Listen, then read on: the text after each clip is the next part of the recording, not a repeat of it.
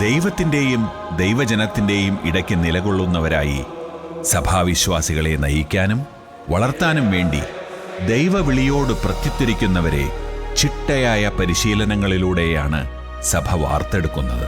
ഈ പരിശീലനങ്ങൾക്ക് സാർവത്രിക അംഗീകാരമുള്ള ചില അടിസ്ഥാന സമീപനങ്ങൾ ഉണ്ടെങ്കിലും ഓരോ രാജ്യത്തിൻ്റെയും പ്രദേശത്തിൻ്റെയും ചരിത്രം, സാംസ്കാരിക, സാമൂഹിക പശ്ചാത്തലങ്ങൾ ഇവയുടെ വെളിച്ചത്തിൽ ചില സവിശേഷതകൾ കണ്ടേക്കാം.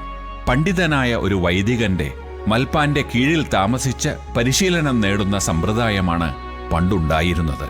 മൈനർ സെമിനാരി, മേജർ സെമിനാരി എന്നിവിടങ്ങളിലായി 12 വർഷം വരെയുള്ള വൈദിക പഠനം പൂർത്തിയാക്കുന്ന പരിശീലനങ്ങളിൽ മാനുഷികം, ആധ്യാത്മികം, ഭൗതികം, അജപാലനം, സുവിശേഷ പ്രഘോഷണം എന്നീ മേഖലകളിലായാണ് പരിശീലനം ഊന്നൽ നൽകിയിരിക്കുന്നത്.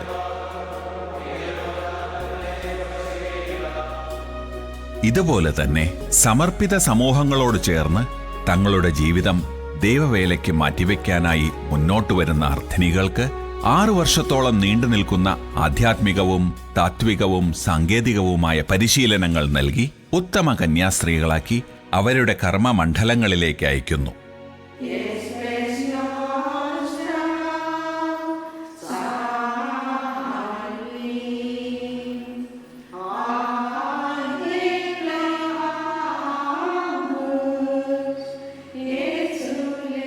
സീറോ മലബാർ സഭയിൽ വ്യത്യസ്തങ്ങളായ സിദ്ധികളോടും ദർശനങ്ങളോടും കൂടിയ നിരവധി സമർപ്പിത സമൂഹങ്ങളുണ്ട്.